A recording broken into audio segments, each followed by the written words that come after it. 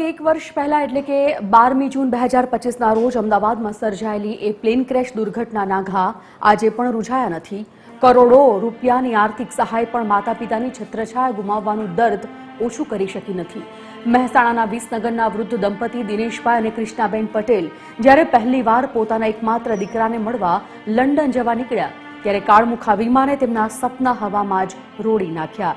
આજે એક વર્ષ બાદ લંડનથી પરત ફરેલો તેમનો પુત્ર વિક્રમ પટેલ પૈસા નહીં પણ ન્યાયની આજીજી કરી રહ્યો છે. બ્લેક બોક્સનો રિપોર્ટ જાહેર કરવા અને દુર્ઘટના સ્થળે નવું બાંધકામ અટકાવવાની માંગ સાથે આ પીડિત પુત્રએ આક્રંદ સાથે સરકાર સમક્ષ ગુહાર લગાવી છે.